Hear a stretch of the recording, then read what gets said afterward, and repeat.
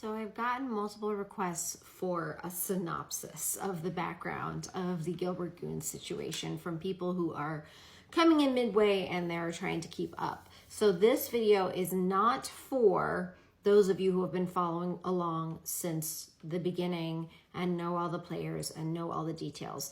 This will be a video that hopefully I can pin, and so if you're seeing other videos and you've got questions about background, you can come back to this video. My name's Billy Tarasio. I'm an Arizona family law attorney. I live in Gilbert, Arizona, and I have 4 kids, including 2 teens. It's hard to even know where to start, but let's try to do this chronologically.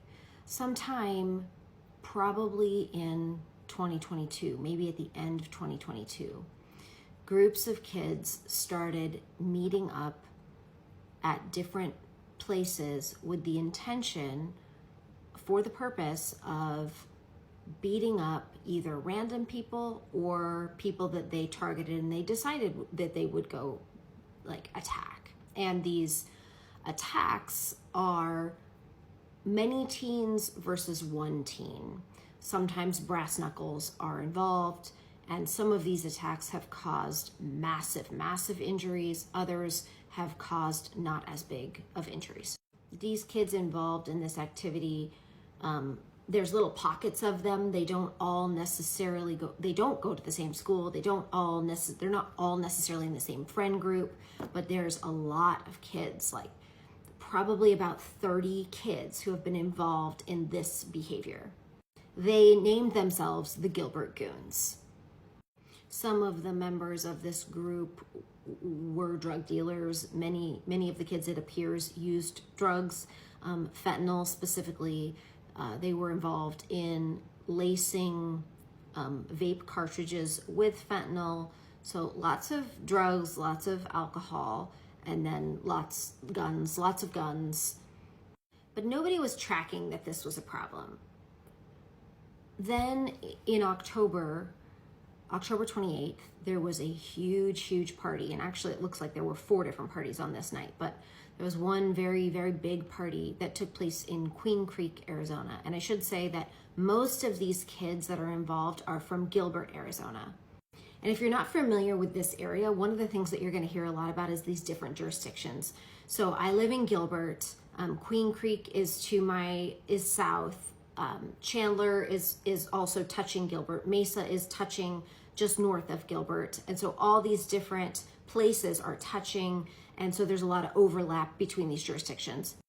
Back to October 28th, there was a particularly vicious attack, and a 16-year-old boy named Preston Lord was beaten so badly that he died. Months later, so this was October 28th, he died on October 30th. Months later, there were still no arrests, and activists started getting together to piece together what happened. And they started taking all of these social media posts from different places and piecing them together to figure out who did this. There was a lot of evidence on social media. There was people who admitted to being there, people who pointed the finger at other people who said, this guy did it, I was there, I punched somebody, but this guy did it.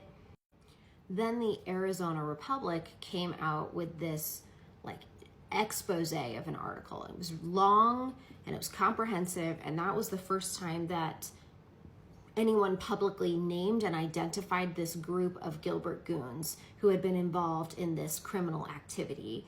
And they began pulling videos, because not only did these Gilbert Goons, these teens, plan to go meet up and really terrorize people and beat them, they also recorded these attacks and posted them online. So after the Arizona Republic posted their article, more parents like me were reading this saying, what the heck is going on? The public started very loudly demanding answers from town officials and police. And police were really on their heels with this one. Police responses were very bad.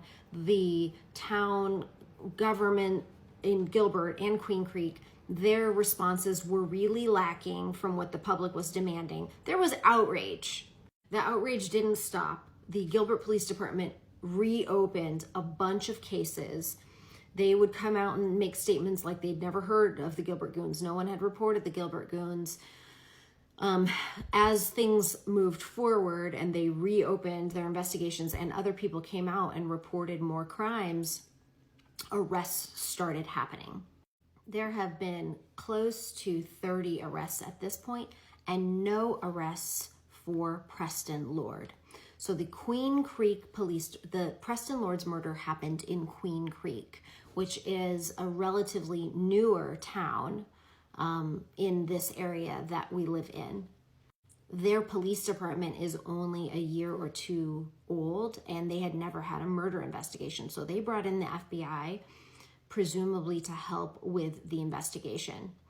They submitted charges for 7 people to Maricopa County Attorney's Office December 28th, 2 months after Preston Lord was beaten. When they submitted those charges, it came with a 2,000-page police report, 600 videos, and 2,000, I believe, pieces of physical evidence. So all of that went to the Maricopa County Attorney's Office to see if they had what they needed to submit charges. So at this point, nobody's been arrested for Preston Lord's murder. At this point, civil lawsuits have been filed on behalf of victims of the Gilbert Goons, but not on behalf of Preston Lord's family. Civil lawsuits have been filed against 48, I believe, named defendants in a civil conspiracy charge. And I've got another video explaining how that works. There has been a claim made against Chandler School District, and there has been another civil claim filed on behalf of a different victim. The Chandler School District and the 48 defendants are on behalf of one victim, Rick Keener and his son. The third is on a different victim, a mom and a son, for an attack that happened in May of 2022 and 7 months of repeated terrorism that happened after that. The mayor of Gilbert is not running for re-election. We've currently got 2. It's an election year. On top of all of that, it's an election year. These kids are mostly affluent, and one set of parents is super uber rich and has allegedly been involved in helping promote this drug dealing activity. Another set of parents was involved because they were employed by the school district and spoke to the police and were quoted in the newspaper as really hindering the investigation. New names come out all the time, and it just seems to be getting bigger and bigger and messier, and more people are involved. And Maricopa County Attorney's Office hasn't done anything since they got these charges in December 28th. They keep saying, be patient, it takes time, and the public is unhappy and restless. Parents are super worried for their schools, but we've also never had a community, I think, that has been so engaged. And the community is really engaged, and they are showing up at all of these town council meetings. They are way more invested. They're showing up at schools. I think that Gilbert, Queen Creek, Mesa, Chandler will all come out stronger, and parents will be more involved. But that is, in a nutshell, what's going on with the Gilbert Goons.